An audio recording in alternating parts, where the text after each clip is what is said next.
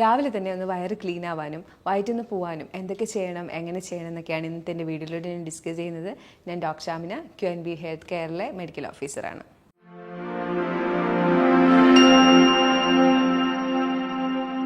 മലബന്ധം അഥവാ കോൺസ്റ്റിപ്പേഷൻ എന്ന് പറയുമ്പോൾ ആരും അങ്ങനെ പുറത്ത് ഡിസ്കസ് ചെയ്യാത്തൊരു ടോപ്പിക്കാണ്, ഡിസ്കസ് ചെയ്യാൻ മടിയുള്ള ടോപ്പിക്കാണ്. അതുകൊണ്ട് തന്നെ ഇത് എപ്പോഴാണ് അപകടാവസ്ഥയിൽ എത്തുന്നത് എന്നും ആൾക്കാർക്ക് അതിൻ്റെ അവയർനെസ് വളരെ കുറവാണ്. എപ്പോഴും ശോധന എന്ന് പറയുമ്പോൾ നമ്മൾ ടോയ്ലറ്റിൽ പോകുന്ന പ്രോസസ്സ് നമ്മൾ നമ്മുടെ ശരീരത്തെ ശീലിപ്പിക്കുന്നത് അനുസരിച്ചായിരിക്കും വരുന്നത്. നമ്മളതിന് കൊടുത്തിരിക്കുന്ന പോസ്ചർ, ഇപ്പോൾ കൊമോഡ്സ് യൂസ് ചെയ്യുന്നത് തന്നെ യൂറോപ്യൻ ക്ലോസറ്റിൽ പോകുന്നവരുണ്ട്, അതുപോലെ തന്നെ ഇന്ത്യയിൽ പോകുന്നവരുണ്ട്. അപ്പം അതിൽ പിന്നെ നമ്മൾ അതേ ടൈപ്പിൽ പോയാലേ നമുക്ക് ശോധന വരുള്ളൂ.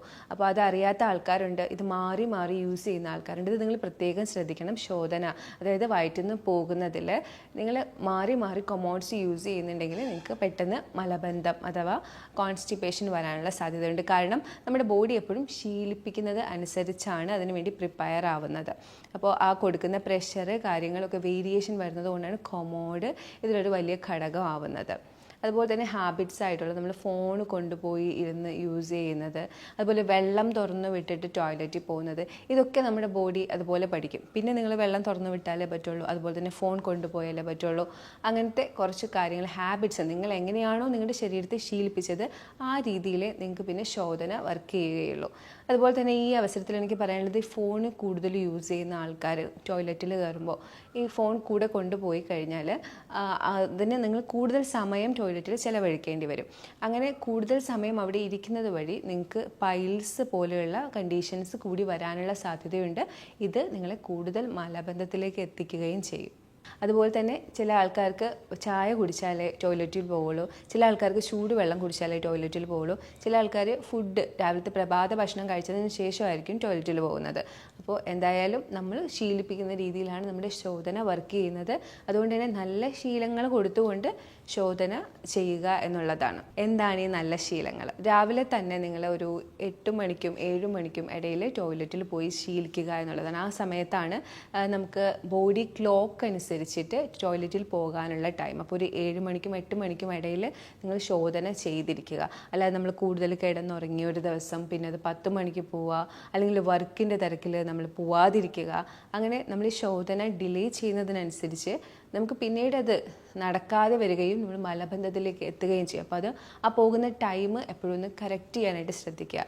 ഇപ്പോൾ നമ്മൾ നമ്മുടെ ബോഡിയെ ശീലിപ്പിക്കുന്നതാണ് നമുക്ക് ഭാവിയിൽ നമ്മുടെ ഹെൽത്തിന് കൂടുതൽ നല്ല രീതിയിൽ വരുന്ന കാര്യങ്ങൾ. മലബന്ധം കോൺസ്റ്റിപ്പേഷൻ എന്ന് നമ്മൾ ഡോക്ടേഴ്സിൻ്റെ അടുത്ത് പറയുമ്പോൾ എപ്പോഴും ചോദിക്കുന്ന ഒരു കാര്യമാണ്, നാരുകളടങ്ങിയ ഭക്ഷണം കഴിക്കുന്നില്ലേ എന്നുള്ളത്. നാരുകളടങ്ങിയ ഭക്ഷണം എന്താണ്? നാരുകളടങ്ങിയ ഭക്ഷണം നമ്മൾ കഴിക്കുന്ന ഭക്ഷണത്തിൽ അന്നജമുണ്ട്, പ്രോട്ടീനുണ്ട്, മിനറൽസ് ഉണ്ട്, വൈറ്റമിൻസ് ഉണ്ട്, മൈക്രോ മിനറൽസ് ഉണ്ട്, അതുപോലെ ഫൈബേഴ്സും വരുന്നുണ്ട്. ഫൈബേഴ്സ് എന്തിലൊക്കെയാണുള്ളത്?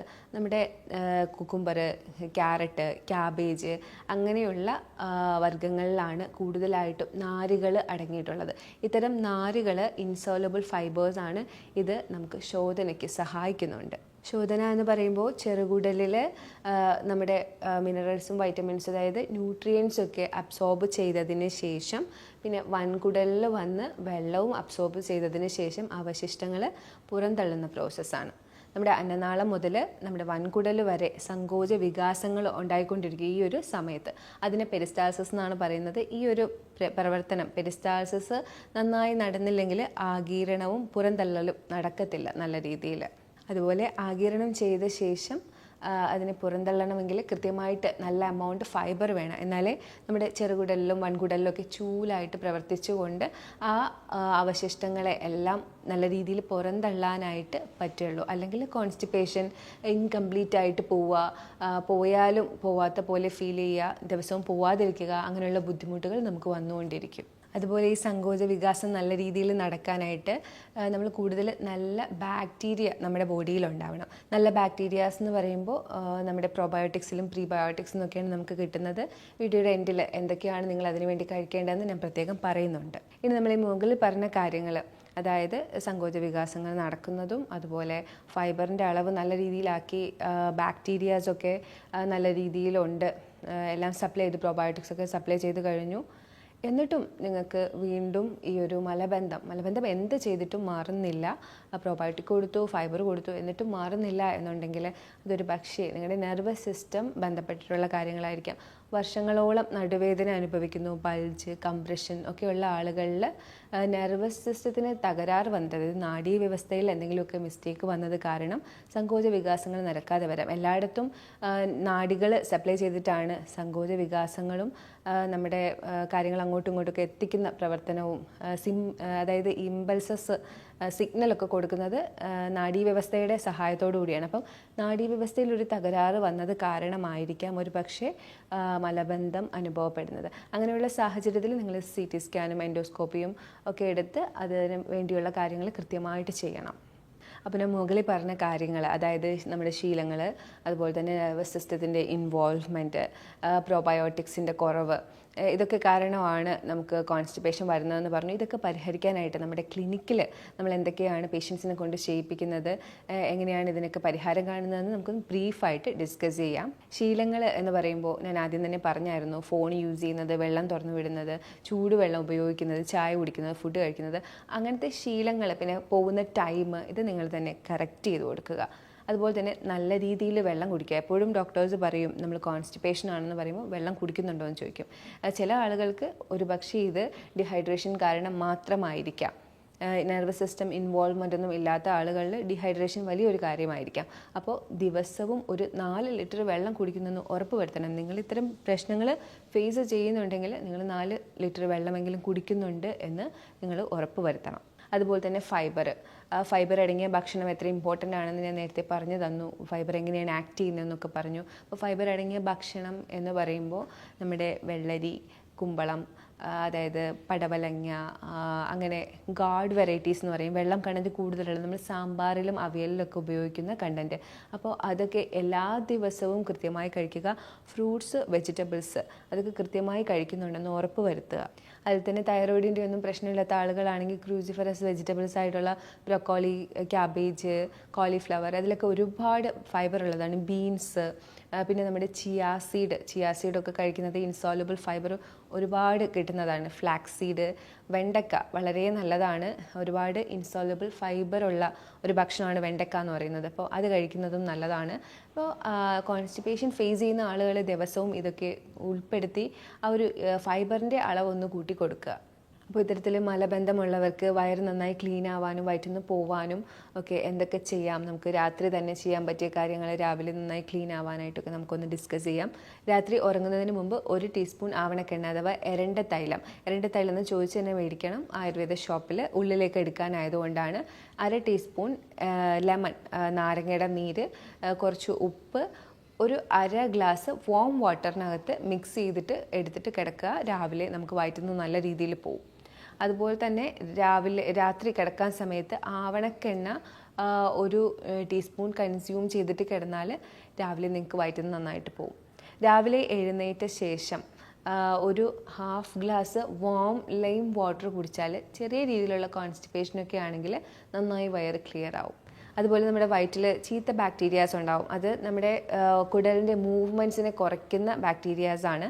അപ്പോൾ അങ്ങനെ ചീത്ത ബാക്ടീരിയാസ് കൂടുതലുള്ള സാഹചര്യമാണെങ്കിൽ നമുക്ക് കഴിക്കാൻ പറ്റിയ ഒരു ഒറ്റമൂലിയാണ് നമ്മുടെ വേപ്പ് ഇലയുടെ ഒരു ബോളും, അതുപോലെ തന്നെ പച്ചമഞ്ഞൾ അരച്ച് ഉണ്ടാക്കിയ ബോൾ. ഇതൊരു 10 ദിവസം കണ്ടിന്യൂസ് ആയിട്ട് വെറും വയറ്റിൽ നിങ്ങൾ എടുക്കുകയാണെങ്കിൽ ഈ ചീത്ത ബാക്ടീരിയാസ് കൊണ്ടുണ്ടാവുന്ന കോൺസ്റ്റിപ്പേഷൻ ആണെങ്കിൽ അത് കുറഞ്ഞു കിട്ടും. ചീത്ത ബാക്ടീരിയാസൊക്കെ നമ്മുടെ ഉള്ളിലേക്ക് വരുന്നത് നമ്മുടെ ഭക്ഷണക്രമത്തിൽ അത്ര അധികം ചീത്ത ബാക്ടീരിയാസ് ഉണ്ടാവാൻ സാഹചര്യം ഉണ്ടാക്കുന്ന, അതായത് ഇൻഡൈജഷനും അതുപോലെ തന്നെ കോൺസ്റ്റിപ്പേഷനും ഉണ്ടാക്കുന്ന രീതിയിലുള്ള ഭക്ഷണങ്ങൾ ഒരുപാട് കഴിച്ചതിന് ശേഷമാണ് ചീത്ത ബാക്ടീരിയാസിൻ്റെ അളവ് കൂടുന്നത്.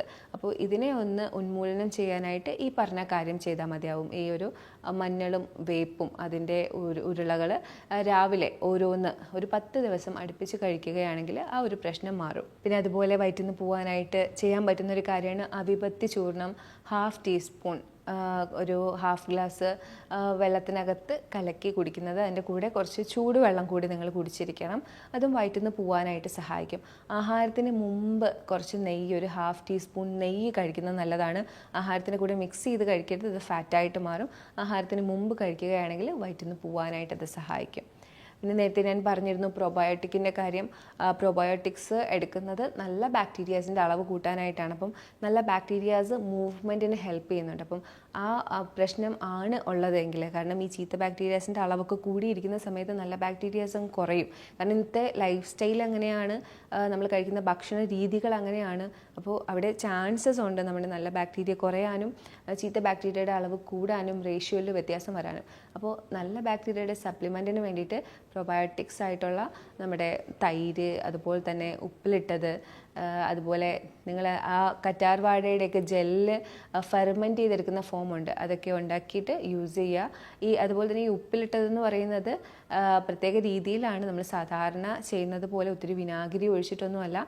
കുറച്ച് വെജിറ്റബിൾസ്, ഇപ്പോൾ ക്യാരറ്റോ ബീട്രൂട്ടോ അല്ലെങ്കിൽ എന്തെങ്കിലും മാങ്ങയോ ഒക്കെ നിങ്ങൾ ഉപ്പിലിടാനായിട്ട് കുറച്ച് തിളപ്പിച്ചാറിയ വെള്ളത്തിൽ ഉപ്പ് മാത്രം ഇട്ട് വെക്കുന്നതാണ്. പിന്നീട് അതൊരു ഒരാഴ്ച അടച്ച് വെച്ച് കഴിഞ്ഞാൽ അത് ഫെർമെൻ്റ് ആവും. അപ്പോൾ അതിനകത്ത് നല്ല ബാക്ടീരിയാസ് വന്നു തുടങ്ങും. അപ്പോൾ ആ ഒരു ഫോമിലാണ് നിങ്ങൾ ഉപ്പിലിട്ടത് എടുക്കാനുള്ളത്. അപ്പോൾ ഈ ഒരു കാര്യങ്ങളൊക്കെ ചെയ്ത് കഴിഞ്ഞാൽ നിങ്ങൾക്ക് അത്യാവശ്യം പ്രോബയോട്ടിക്സ് കിട്ടും. എന്നിട്ടും നിങ്ങൾക്ക് കിട്ടുന്നില്ലെങ്കിൽ ഇപ്പോൾ ഡോക്ടേഴ്സിൻ്റെ അടുത്ത് ചെന്ന് പറഞ്ഞു കഴിഞ്ഞാൽ നിങ്ങൾക്ക് പ്രോബയോട്ടിക്സിൻ്റെ സപ്ലിമെൻറ്റ് കാര്യങ്ങളൊക്കെ അവൈലബിൾ ആണ്. പെട്ടെന്നുള്ള ഒരു ഹൈക്കിന് വേണ്ടി നിങ്ങൾക്ക് അങ്ങനെയും ഒരു ഡോക്ടറിൻ്റെ സഹായത്തോടു കൂടി ചെയ്യാം. നല്ല ദഹനം നടക്കാനും വയറ്റിൽ നിന്ന് നല്ല രീതിയിൽ പോകാനും എക്സസൈസുകൾ ഒരുപാട് സഹായിക്കാറുണ്ട്. കൃത്യമായിട്ടുള്ള വർക്കൗട്ടും കൃത്യമായിട്ടുള്ള മൂവ്മെൻറ്റ്സും ഒക്കെ എല്ലാ രീതിയിലും നമുക്ക് വയറ്റിൽ നിന്ന് പോകാനായിട്ട് സഹായിക്കുന്നുണ്ട്. അതിൻ്റെ കൂട്ടത്തിൽ നിങ്ങൾ പ്രത്യേകം ശ്രദ്ധിക്കാനുള്ളത് നല്ല ദഹനത്തിന് വേണ്ടി വജ്രാസനം ചെയ്യുന്നത് വളരെ നല്ലതാണ്. വജ്രാസനം എന്ന് പറയുന്ന പോസ്റ്ററിൽ ഇരിക്കുമ്പോൾ നമുക്ക് എപ്പോഴും അബ്ഡോമിനിലേക്കുള്ള ബ്ലഡ് പ്രഷർ കൂടുകയും സർക്കുലേഷൻ കൂടുകയും നമ്മുടെ വയറ്റിൽ നിന്ന് നന്നായി ക്ലിയറായി പോകാനായിട്ട് ഹെൽപ്പ് ചെയ്യുകയും ചെയ്യുന്നുണ്ട്. അതുപോലെ തന്നെ ശശങ്കാസനത്തിൽ അങ്ങനെ കിടക്കുമ്പോൾ നമുക്ക് വയറ്റിൽ തിങ്ങിക്കൂടിയിരിക്കുന്ന ഗ്യാസ് കാര്യങ്ങളൊക്കെ പോകാനും വയറ്റിനൊരു നല്ല റിലാക്സേഷൻ കിട്ടാനും ഹെൽപ്പ് ചെയ്യുന്നുണ്ട്. അപ്പോൾ ഈ ഒരു പോസ്റ്ററും പ്രത്യേകിച്ച് മലബന്ധത്തിനും നമ്മുടെ വയറ്റിലെ ഗ്യാസിൻ്റെ പ്രശ്നങ്ങൾക്കൊക്കെ വളരെ നല്ലതാണ്. ഇനി പവനമുക്താസനം ചെയ്യുമ്പോൾ നമ്മൾക്ക് വയറ്റിൽ നിന്ന് ഗ്യാസ് ഒക്കെ റിലീസായി നല്ല റിലാക്സ് ആവുന്നുണ്ട്. അതുപോലെ തന്നെ അബ്ഡോമിനൽ മസിൽസിന് നല്ല റിലാക്സേഷൻ കിട്ടുന്നുണ്ട്. അപ്പോൾ പവനമുക്താസനവും ഒരു ഇതിന് മലബന്ധത്തിനും ഗ്യാസിൻ്റെ പ്രശ്നങ്ങൾക്കൊക്കെ വേണ്ടി എപ്പോഴും സജസ്റ്റ് ചെയ്യുന്ന ആസനയാണ്. ഈ ഒരു കാര്യങ്ങളൊക്കെ കൃത്യമായിട്ട് ചെയ്ത് കഴിഞ്ഞാൽ നിങ്ങൾക്ക് ഒരുവിധമുള്ള മലബന്ധത്തിൻ്റെ പ്രശ്നങ്ങളൊക്കെ കൃത്യമായിട്ട് ക്ലിയറായിട്ട് മാറിക്കിട്ടും. ഇനി ഇതൊന്നും ചെയ്തിട്ട് നിങ്ങൾക്ക് മാറ്റം വരുന്നില്ലെങ്കിൽ ഉറപ്പായിട്ടും നിങ്ങളൊരു നല്ലൊരു ഡോക്ടറിനെ കണ്ട് ഒരു CT സ്കാനും എൻഡോസ്കോപ്പിയും ഒക്കെ എടുത്ത് എന്താണ് കൃത്യമായിട്ടുള്ള കാര്യം എന്ന് നിങ്ങൾ ഡയഗ്നോസ് ചെയ്യേണ്ടിയുണ്ട്. നേരത്തെ ഞാൻ നടുവേദനയുടെ കാര്യം പറഞ്ഞായിരുന്നു. നടുവേദന ക്രമേണ കോൺസ്റ്റിപ്പേഷനായിട്ട് മാറുന്ന അവസ്ഥ. അത്തരം നടുവേദനയൊക്കെ ഉള്ള ആളുകളാണെങ്കിൽ ഫിസിയോതെറാപ്പിയുടെ ഇൻ്റർവെൻഷനോ അക്യുപങ്ക്ചറിൻ്റെ ഇൻ്റർവെൻഷനോ ഒക്കെ എടുത്ത് ആ ഒരു നെർവസ് സിസ്റ്റത്തിൻ്റെ സ്റ്റിമുലേഷൻ ഒന്ന് കൂട്ടി കൊടുക്കുക. അത് നിങ്ങൾക്ക് വയറ്റിൽ നിന്ന് പോകാനായിട്ട് പതുക്കെ ഹെൽപ്പ് ചെയ്തോളും. അതുപോലെ കോൺസ്റ്റിപ്പേഷനുള്ള ആളുകൾ പ്രത്യേകം ചെയ്ത് കൊടുക്കേണ്ട ഒരു ട്രീറ്റ്മെൻറ്റാണ് അബ്ഡോമിനൽ മസാജ്. അടുത്തുള്ള ഒരു ആയുർവേദ ക്ലിനിക്കിലോ എവിടെയെങ്കിലും പോയി കൃത്യമായിട്ട് ഒരു അബ്ഡോമിനൽ മസാജ് മന്ത്ലി ഒരു 2-3 ടൈംസ് എടുത്തു കഴിഞ്ഞാൽ മസിൽസിൻ്റെയൊക്കെ കൺസ്ട്രക്ഷനും കാര്യങ്ങളും മുറുക്കമൊക്കെ കാരണമാണ് നിങ്ങൾക്ക് വയറ്റിൽ നിന്ന് പോകാത്തതെങ്കിൽ അതൊന്ന് റിലീഫായി കിട്ടും. നാച്ചുറോപ്പതിയിൽ വരുന്ന ജലചികിത്സകളായിട്ടുള്ള ഹിപ്പ് ബാത്ത്, ഫുൾ ഇമേർഷൻ, അതുപോലെ mud bath, mud pack on abdomen, പിന്നെ നമുക്ക് വയറ്റിൽ വെറ്റ് പാക്ക് ഇടുന്നത്, ഇതൊക്കെ നമുക്ക് വയറ്റിൽ നിന്ന് പോകാനായിട്ട് സഹായിക്കുന്നുണ്ട്. അപ്പോൾ ഇതൊക്കെ നമുക്ക് വീട്ടിൽ തന്നെ പ്രാക്ടീസ് ചെയ്യാൻ പറ്റിയ കാര്യങ്ങളൊക്കെയാണ്. അപ്പോൾ ഈ ഇത്രയൊക്കെ കാര്യങ്ങൾ നിങ്ങൾ ചെയ്ത് കഴിഞ്ഞാൽ തന്നെ നമ്മുടെ മലബന്ധം അഥവാ കോൺസ്റ്റിപ്പേഷൻ അത്യാവശ്യം നല്ല രീതിയിൽ നിങ്ങൾക്ക് മാറിക്കിട്ടും. അപ്പോൾ ഞാൻ പറഞ്ഞ കാര്യങ്ങളൊക്കെ നിങ്ങൾക്ക് ഉപയോഗപ്രദമാവുമെന്ന് വിചാരിക്കുന്നു. നിങ്ങൾക്ക് ഇനി എന്തെങ്കിലും ഡൗട്ട് ഉണ്ടെങ്കിൽ കാണുന്ന നമ്പറിൽ നിങ്ങൾക്ക് കോൺടാക്റ്റ് ചെയ്യാവുന്നതാണ്. കൺസൾട്ടേഷൻ വേണമെങ്കിൽ നിങ്ങൾക്ക് കോൺടാക്റ്റ് ചെയ്യാവുന്നതാണ്. Thank you for watching. By.